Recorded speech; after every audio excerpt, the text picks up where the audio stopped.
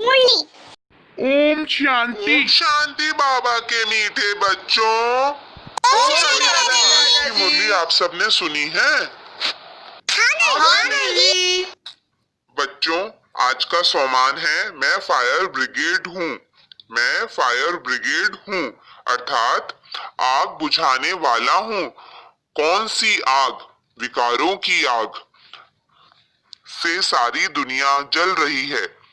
मैं सबको शांति देने वाला हूँ। बच्चों, जो पूरे 84 जन्म लेते हैं उनका पुरुषार्थ क्या होगा? दादाजी, उनका विशेष पुरुषार्थ नर से नारायण बनने का होगा। अपनी कर्मेंद्रियों पर उनका पूरा कंट्रोल होगा। उनकी आंखें क्रिमिनल नहीं होंगी। अगर क्रिमिनल आई होती हैं तो समझो पूरे 84 जन्म लेने वाली आत्मा नहीं है। शोभा बेटा, पाप की दुनिया और पुण्य की दुनिया में क्या अंतर है? दादाजी, मुक्ति और जीवन मुक्ति पुण्य की दुनिया को कहा जाता है।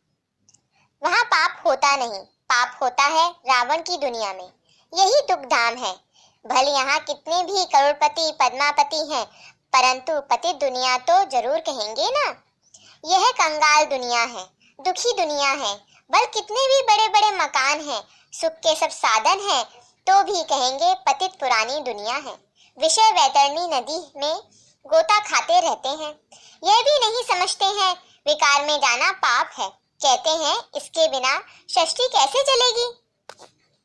सरफराज बेटा, मनुष्य पाप कर्म क्यों करते हैं? दादाजी, देह अभिमान में आने के कारण मनुष्य पाप करते रहते हैं। कोई में काम का भूत आया या क्रोध आया, हाथ उठाया तो बाबा कहते यह दुख देने वाली पाप आत्मा है। बाबा कहते हैं मुझे याद करो और पवित्र बनो, किसी को भी दुख ना दो। राधिका बेटा, कौन सी इंद्रियों से विशेष पाप होते हैं और क्या पाप करते हैं?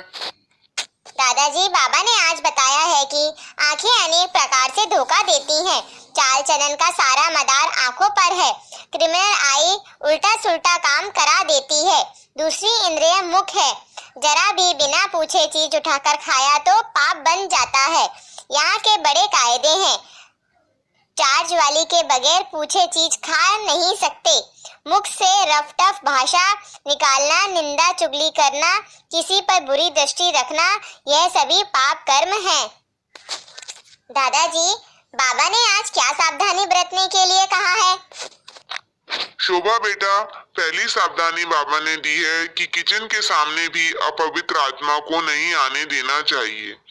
दूसरा, कोई भी पतित को शंकराचार्य या बल्लभाचार्य ब्राह्मण को हाथ भी नहीं लगाना चाहिए, क्योंकि वे समझते हैं हम पावन हैं, यह पतित है।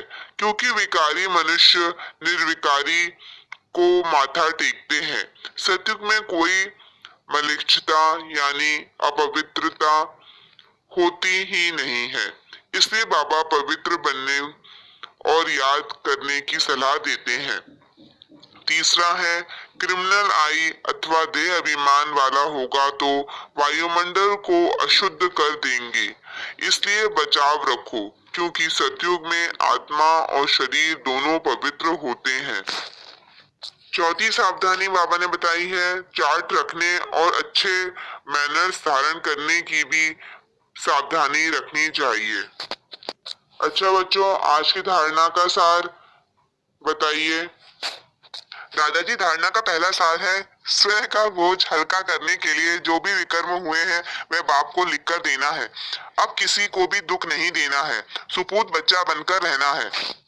दादाजी, धारणा का दूसरा सार है अपनी दृष्टि बहुत अच्छी बनानी है, आंखें धोखा ना दें इसकी संभाल करनी है, अपने मैनर्स बहुत अच्छे रखने हैं, काम क्रोध के वश कोई पाप नहीं करना है। राधिका बेटी, आज क्या वरदान दिया है बाबा ने? दादाजी, आज का वरदान है बीती को चिंतन में ना लाकर फुल स्टॉप लगाने वाले तीव्र पुरुषार्थी भव। अर्थात यदि कोई बीती को को चिंतन करता है तो समय, शक्ति, संकल्प सब वेस्ट हो जाता है। अभी वेस्ट करने का समय नहीं है, क्योंकि संगम युग की 2 घड़ी अर्थात 2 सेकंड भी वेस्ट किया तो अनेक वर्ष वेस्ट कर दिए। इसलिए समय के महत्व को जान, अब बीती को फुल स्टॉप लगाओ। फुल स्टॉप लगाना अर्थात सर्व खजानों से फुल बनना है। अच्छा बच्चों, आज का स्लोगन है, जब हर संकल्प श्रेष्ठ होगा तब स्वयं का और विश्व का कल्याण होगा। अर्थात शुभ सोचेंगे तो आपका भी भाग्य बनेगा और विश्व की सभी आत्माओं का भी कल्याण होगा। अच्छा दादाजी, आपके साथ आज मुरली का अध्ययन करके बहुत अच्छा लगा। आप हमें बहुत अच्छे से मुरली समझाते हैं और हमसे प्रश्न करके हमारी मुरली का बहुत अच्छे से अध्ययन कराते हैं। इसके लिए आपका बहुत बहुत धन्यवाद।